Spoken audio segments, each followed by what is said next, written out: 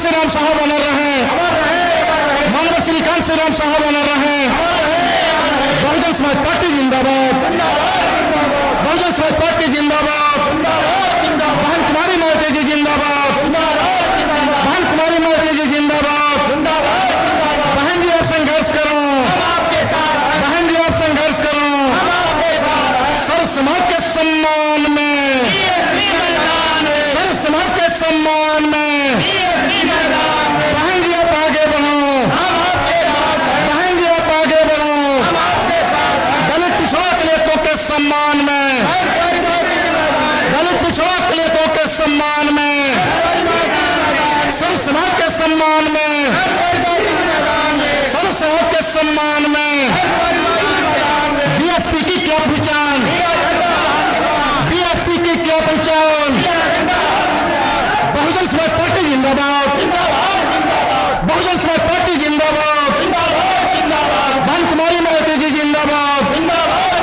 बहन कुमारी मोदी जी जिंदाबाद। बाबा साहब डॉक्टर भीमराव अम्बेडकर अमर रहे, बाबा साहब डॉक्टर भीमराव अम्बेडकर अमर रहे। मानव श्री कांशीराम साहब अमर रहे, मानव श्री कांशीराम साहब अमर रहे। बहुजन समाज पार्टी जिंदाबाद, बहुजन समाज पार्टी जिंदाबाद, बहन कुमारी मोदी जी जिंदाबाद, बहन कुमारी मोदी जी जिंदाबाद। बहन जी आप संघर्ष करो, बहन जी आप संघर्ष करो। सर्व समाज के सम्मान में, सर्व समाज के सम्मान में बहन जी आप आगे बढ़ो, बहन जी आप आगे बढ़ो। दलित पिछड़ा दलितों के सम्मान में, दलित पिछड़ा दलितों के सम्मान में, सर्व समाज के सम्मान में, सर्व समाज के सम्मान में बीएसपी की क्या पहचान। बहुजन समाज पार्टी जिंदाबाद, बहुजन समाज पार्टी जिंदाबाद, बहन कुमारी मोदी जी जिंदाबाद, बहन कुमारी मोदी जी जिंदाबाद। मानव श्री कांशीराम साहब अमर रहे, बहुजन समाज पार्टी जिंदाबाद,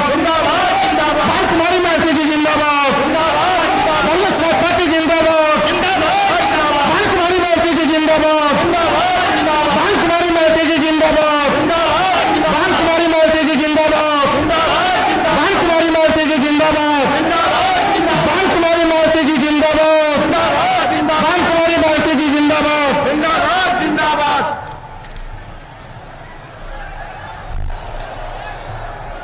साथियों, बहुजन समाज पार्टी के तत्वाधान में मंडल बस्ती में, जनपद बस्ती में आयोजित चुनावी जनसभा के मुख्य अतिथि बहुजन समाज पार्टी की राष्ट्रीय अध्यक्ष, उत्तर प्रदेश जैसे विशाल राज्य की 4 बार मुख्यमंत्री रही, सर्व समाज के न्याय पसंद लोगों की नेता, परम आदरणीय परम सम्मानित मान्य बहन कुमारी मायावती जी हम सबके बीच में आ चुकी हैं। मैं अपनी तरफ से, मंच के साथियों की तरफ से और इस जनसभा में उपस्थित समस्त लोगों की तरफ से परम आदरणीय परम सम्मानित मान्य बहन जी का बहुत बहुत हार्दिक स्वागत और अभिनंदन करता हूं। और ये चाहता हूं कि हमारे मंच पे उपस्थित लोग और आज इस विशाल जनसभा में आई हुई हमारी माताएं बहनें, हमारे नौजवान साथी, पिता तुल्य बुजुर्ग, मैं सबसे चाहूंगा कि वो अपने अपने स्थान पर खड़े होकर के और दोनों हाथ उठा करके जोरदार ताली बजा करके मान्य बहन जी का स्वागत करने का काम करें।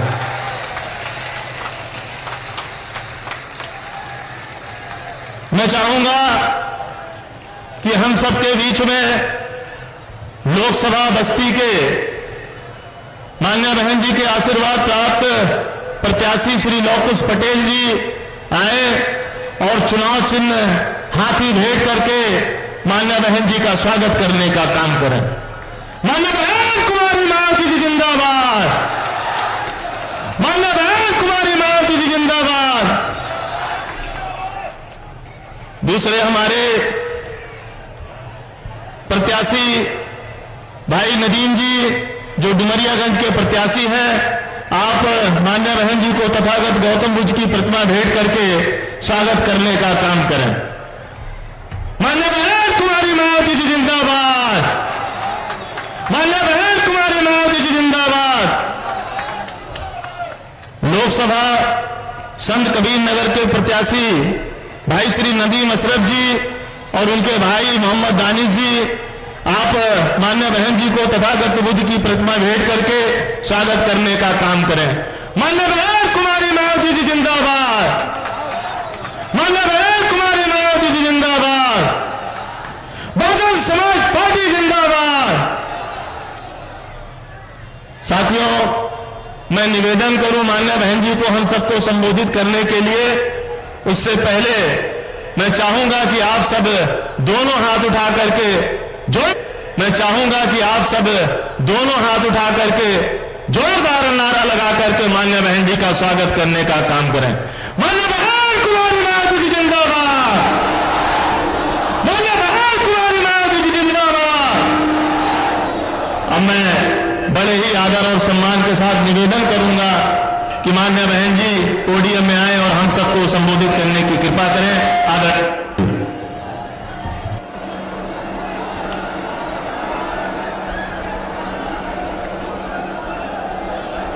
बीएसपी की इस चुनावी जनसभा में इकट्ठा हुए पार्टी के सभी छोटे बड़े पदाधिकारी एवं कार्यकर्तागण, आज आप लोग देश में व जहां आपके उत्तर प्रदेश स्टेट में भी लोकसभा के लिए हो रहे आम चुनाव में अपनी पार्टी के उम्मीदवारों के समर्थन में मुझे सुनने के लिए यहाँ इकट्ठा हुए हैं, तो उसके लिए मैं आप सभी लोगों का हार्दिक दिल से आभार प्रकट करती हूँ। वैसे आप लोगों को ये विदित है कि हमारी पार्टी कांग्रेस, बीजेपी व अन्य किसी भी विरोधी पार्टी तथा गठबंधन आदि के साथ मिलकर नहीं, बल्कि अकेले ही अपनी पार्टी के बलबूते पर पूरी तैयारी व दमदारी के साथ ये चुनाव लड़ रही है। इसके साथ ही हमने टिकट बंटवारे के मामले में भी सर्व समाज के लोगों को उचित भागीदारी दी है, जिनको कामयाब बनाने के लिए अपनी पार्टी के लोग पूरे जी जान से लगे हैं। आप लोगों को ये मालूम है कि आपके बस्ती मंडल में मुस्लिम आबादी काफी ज्यादा है, तो मुस्लिम आबादी को ध्यान में रखकर हमने संत कबीर नगर जो लोकसभा की सीट है और डुमरियागंज लोकसभा की सीट से हमने मुस्लिम समाज के कार्यकर्ता को, पार्टी के सिपाही को, कार्यकर्ता को यहाँ से अपना प्रत्याशी बनाया है। और आपके इधर बस्ती लोकसभा की सीट में अति पिछड़े वर्ग का वोट काफी ज्यादा है, इसलिए हमने यहाँ कुर्मी समाज के अपने कार्यकर्ता को यहाँ अपना प्रत्याशी बनाया है। हालांकि आज यहाँ आपकी इकट्ठा हुई अपार भीड़ व भीड़ के जबरदस्त जोश को भी देखकर अब मुझे भी ये काफी हद तक भरोसा हो गया है कि पिछली बार की तरह इस बार भी आप लोग अपने प्रदेश से या लोकसभा आम चुनाव में अपनी पार्टी का बेहतर रिजल्ट जरूर लाएंगे। इसके लिए अब मैं आप लोगों का ध्यान कुछ जरूरी बातों की तरफ दिलाना चाहती हूँ और इस संबंध में विशेषकर मैं कांग्रेस, बीजेपी व इनके अन्य सभी सहयोगी दलों के बारे में ये कहना चाहूंगी कि आजादी के बाद शुरू में केंद्र व देश के काफी राज्यों में भी ज्यादातर सत्ता यहाँ कांग्रेस पार्टी के ही खाते में केंद्रित रही है, किंतु इनके अधिकांश मामलों में रही गलत नीतियों एवं गलत कार्य प्रणाली आदि की वजह से फिर इस पार्टी को केंद्र में काफी राज्यों की भी सत्ता से बाहर होना पड़ा है तथा यही स्थिति इनकी सहयोगी पार्टियों की भी बनी रही है, जिसके कारण ही फिर पिछले कुछ वर्षों से बीजेपी व इनके सहयोगी दल केंद्र एवं काफी राज्यों की भी सत्ता में काबिज हो गए हैं, लेकिन इनकी भी ज्यादातर रही जातिवादी, पूंजीवादी, संकीर्ण, सांप्रदायिक व देशपूर्ण नीतियों एवं कार्य प्रणाली आदि से तथा इनकी कथनी व करनी में भी काफी अंतर होने की वजह से अब ऐसा लगता है इस बार ये पार्टी भी यानी कि भारतीय जनता पार्टी भी केंद्र की सत्ता में आसानी से वापस आने वाली नहीं है, बशर्ते यदि ये चुनाव इस बार फ्री एंड फेयर होता है, पूरे तौर से फ्री एंड फेयर होता है तथा आम चर्चा के मुताबिक वोटिंग मशीनों में भी कोई गड़बड़ी आदि नहीं की जाती है और वैसे भी इस बार चुनाव में इनकी कोई भी पुरानी व नई चल रही नाटकबाजी, जुमलेबाजी व गारंटी आदि काम में आने वाली नहीं है, क्योंकि अब देश की जनता काफी हद तक इस बात को समझ चुकी है कि इनके पार्टी ने अब तक देश के विशेषकर गरीबों, कमजोर तबकों, मध्यम वर्गीय एवं अन्य मेहनतकश लोगों को जो इन्हें अच्छे दिन दिखाने के असंख्य प्रलोभन भरे वायदे किए हैं तथा अनेकों हवाई व कागजी गारंटी आदि भी दी है, तो उनका जमीनी हकीकत में अभी तक इन्होंने लगभग 1/4 हिस्सा भी कार्य पूरा नहीं किया है, बल्कि इसके स्थान पर इनका ज्यादातर समय व ताकत भी जहां इनके अपने चहेते रहे बड़े बड़े पूंजीपतियों एवं धनना सेठों को ही ज्यादा से ज्यादा मालामाल व धनवान आदि बनाने में तथा उन्हें हर स्तर पर छूट देने में व बचाने में ही लगी रहती है, जिनके अधिकांश आर्थिक सहयोग से ही ये पार्टी व अन्य पार्टियां भी अपना संगठन चलाती हैं तथा चुनाव आदि भी लड़ाती हैं, जिसका काफी कुछ खुलासा बॉन्ड की आई रिपोर्ट से भी हो जाता है। इस संबंध में जैसे आप लोगों को ये मालूम है कि अभी कुछ दिन पहले माननीय सुप्रीम कोर्ट ने तो बॉन्ड के जरिए जिन जिन पार्टियों ने बड़े बड़े पूंजीपतियों व धनना सेठों आदि से पैसा लिया है तो उसकी रिपोर्ट का खुलासा किया है और रिपोर्ट में क्या आया कि पूरे देश में तो बीएसपी को छोड़कर कांग्रेस, बीजेपी व अन्य और विरोधी पार्टियां इन्होंने इस देश के बड़े बड़े पूंजीपतियों व धनना सेठों से बॉन्ड के जरिए तो अरबों खरबों रुपया अपनी पार्टी के संगठन को चलाने व चुनाव आदि लड़ाने के लिए लिया है, ये रिपोर्ट में आया है। लेकिन बहुजन समाज पार्टी एक ऐसी पार्टी है, रिपोर्ट से ये खुलासा हुआ कि बहुजन समाज पार्टी एक ऐसी पार्टी है जिस पार्टी ने देश के किसी भी छोटे या बड़े पूंजीपति व धनना सेठ से एक भी रुपया अपनी पार्टी के संगठन को चलाने व चुनाव आदि लड़ाने के लिए नहीं लिया है। इसलिए हमारी पार्टी बीएसपी मेंबरशिप के जरिए ही और जन्मदिन के मौके पर थोड़ा थोड़ा धन इकट्ठा करके चुनाव के दौरान भी थोड़ा थोड़ा धन इकट्ठा करके हमारी पार्टी अपने संगठन को चलाती है तथा चुनाव आदि भी लड़ाती है। इसके साथ ही अब ऐसा लगता है, इसके अलावा इसके साथ ही अब ऐसा लगता है कि कांग्रेस पार्टी की तरह ही बीजेपी ने भी केंद्र की तमाम सरकारी जांच एजेंसियों का ज्यादातर राजनीतिकरण कर दिया है। आप लोगों को मालूम है जब केंद्र में कांग्रेस पावर में होती है तो वो सरकारी जांच एजेंसियों का दुरुपयोग करती है, राजनीतिकरण करती है, और जब बीजेपी पावर में आती है तो बीजेपी भी सरकारी जांच एजेंसियों का ज्यादातर दुरुपयोग करती है, राजनीतिकरण करती है। ये मैं समझती हूँ ठीक नहीं है। इसके अलावा देश के किसान वर्ग भी वर्तमान बीजेपी की सरकार में शुरू से ही अपनी विभिन्न समस्याओं को लेकर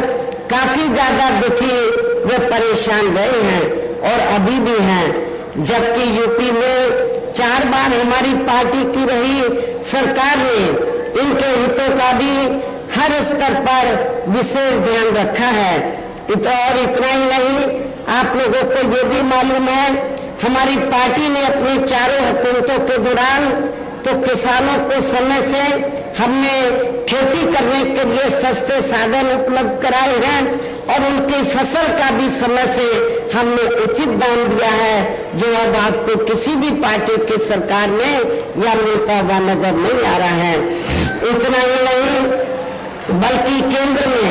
पूर्व की रही कांग्रेसी सरकार की तरह ही वर्तमान भाजपा सरकार में भी इनकी जातिवादी, हीन, सांप्रदायिक एवं पूंजीवादी सोच व नीतियों के चलते ही पूरे देश में सर्व समाज में से खासकर गरीबों, दलितों, आदिवासियों, पिछड़े वर्गों, मुस्लिम एवं अन्य धार्मिक अल्पसंख्यक समाज के लोगों का भी पूर्ण रूप से विकास व उत्थान आदि नहीं हो सका है। और इस संदर्भ में वैसे आप लोगों को ये मालूम है कि पूरे देश में यहाँ दलितों, आदिवासियों एवं अन्य पिछड़े वर्गों का सरकारी नौकरियों में वर्षों से अधूरा पड़ा आरक्षण का कोटा भी अभी तक पूरा नहीं भरा गया है। विशेषकर एससी व एसटी वर्गों के सरकारी कर्मचारियों का पदोन्नति में आरक्षण भी अब काफी हद तक प्रभावहीन बना दिया गया है। और आप लोगों को ये मालूम है, जब समाजवादी पार्टी सत्ता में थी तो समाजवादी पार्टी ने इन वर्गों के कर्मचारियों का पदोन्नति में आरक्षण बिल्कुल ही समाप्त कर दिया था, खत्म कर दिया था। तो क्या आप लोग दलित और आदिवासी लोग, क्या आप लोग ऐसी समाजवादी पार्टी को वोट देंगे? मैं समझती हूँ कि आप लोग बिल्कुल भी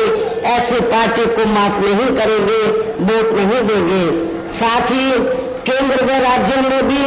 विरोधी पार्टियों की रही सरकारों में इन सभी वर्गों को प्राइवेट सेक्टर में आरक्षण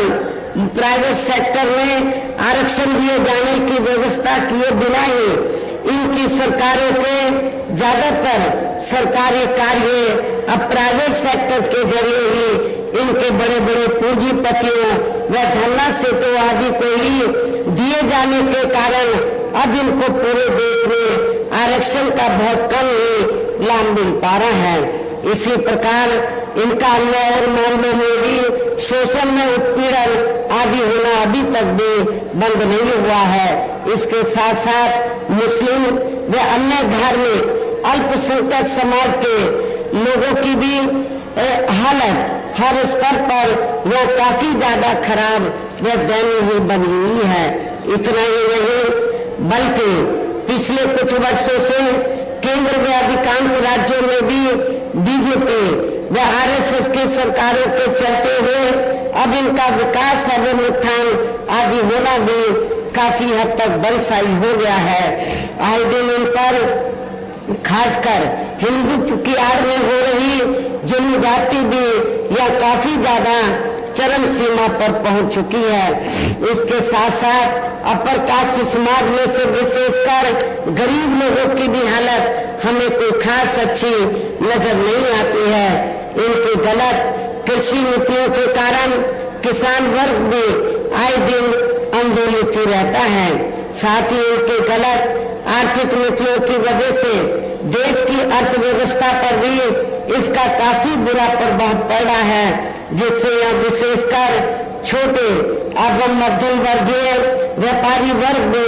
काफी ज्यादा दुखी व परेशान है। और अब केंद्र में पूर्व की रही सरकारों की तरह ही वर्तमान भाजपा सरकार ने भी यहाँ पूरे देश में गरीबी, बेरोजगारी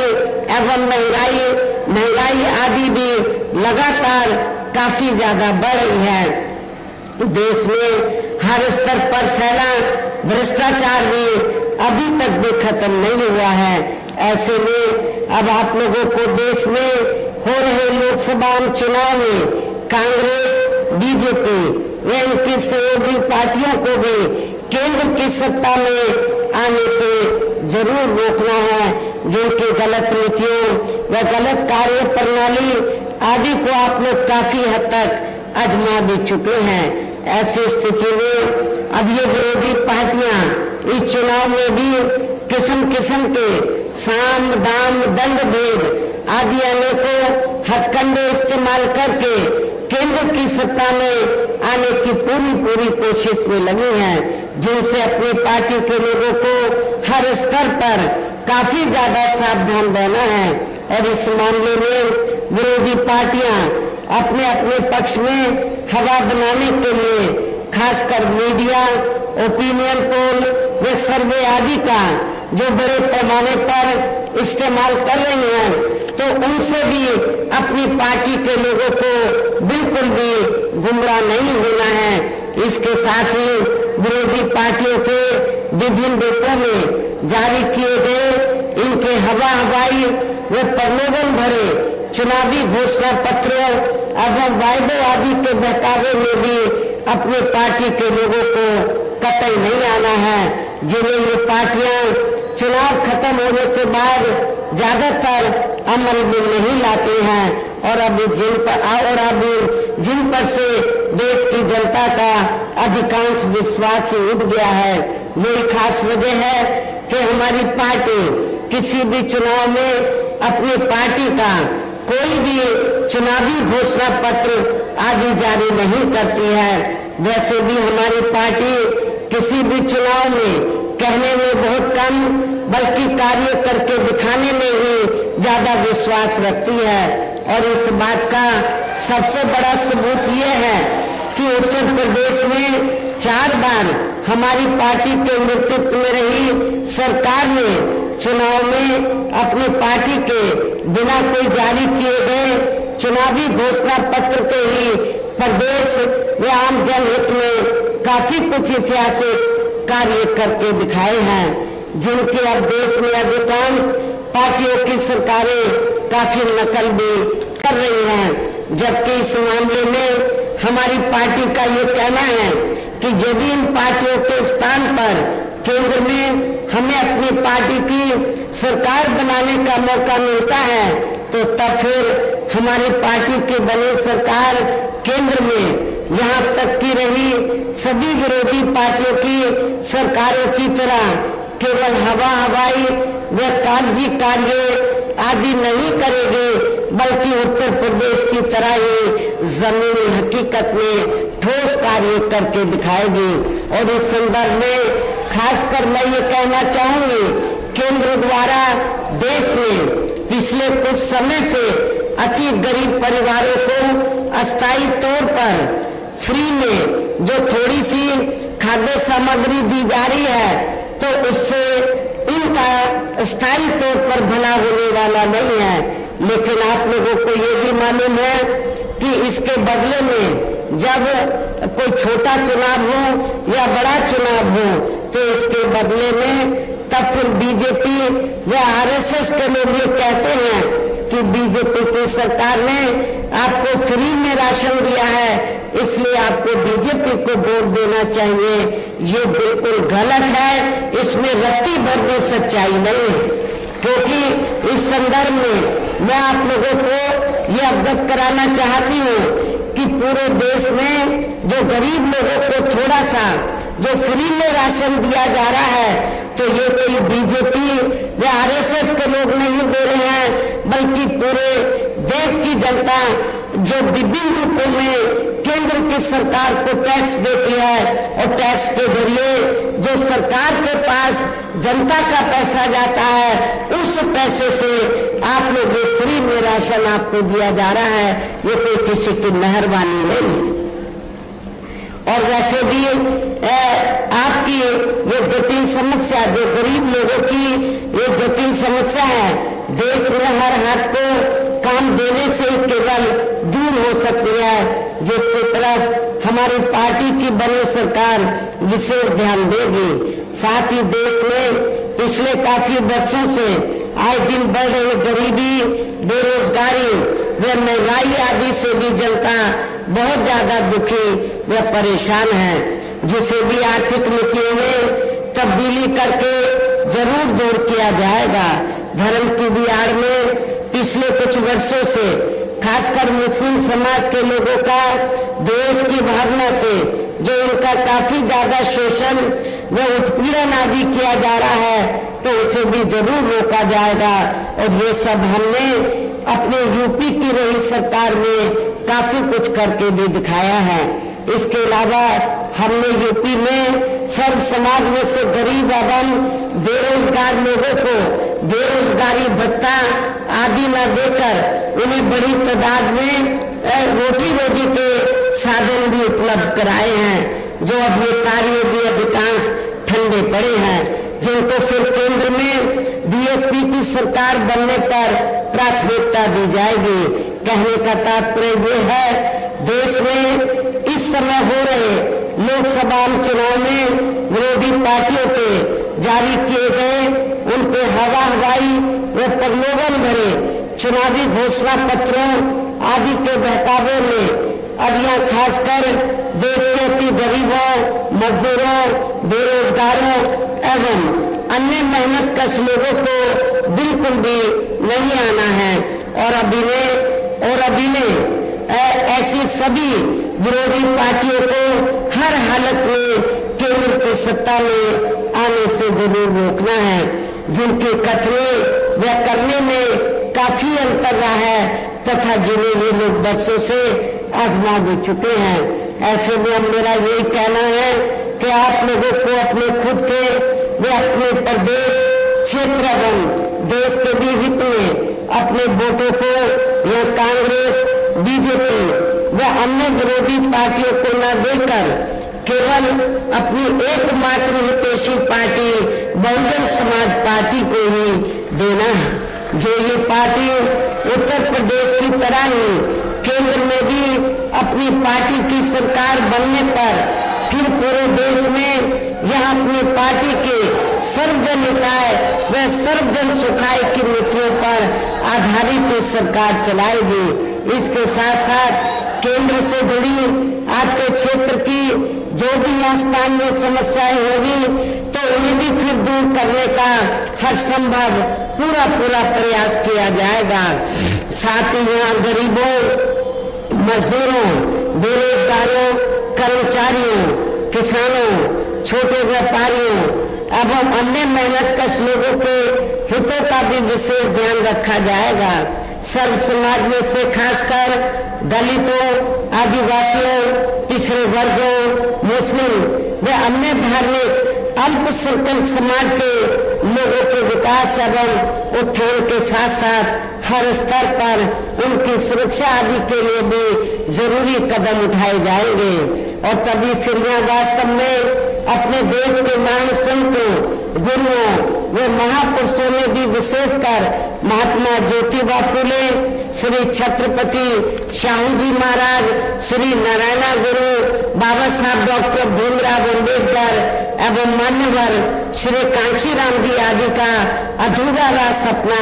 जरूर साकार हो सकता है, जिनको यूपी में हमारी पार्टी की रही सरकार द्वारा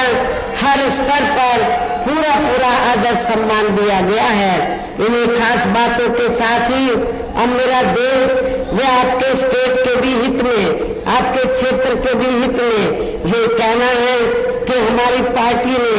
यहाँ जिनको भी आपके बस्ती मंडल में यहाँ जिनको भी लोकसभा के लिए चुनाव के मैदान में उतारा है, जो आपके सामने मंच पर भी मौजूद हैं, तो उन्हें आपको जरूर कामयाब बनाना है, जिसके लिए यह पार्टी के सभी स्तर के छोटे बड़े पदाधिकारी अब कार्यकर्तागण पूरे जी जान से लगे हैं। जिसके लिए हमारी पार्टी के सभी स्तर के छोटे बड़े कार्यकर्ता व पदाधिकारीगण पूरे दिल जान से लगे हैं। और अब मैं अंत में मेरा यही कहना है कि आप लोगों को वोट पड़ने वाले दिन यह बीएसपी के अपने सभी लोकसभा उम्मीदवारों को, अर्थात बस्ती लोकसभा की सीट से हमने सभी श्री लवकुश पटेल को, आपके नौजवान साथी को चुनाव के मैदान में उतारा है। डुमरियागंज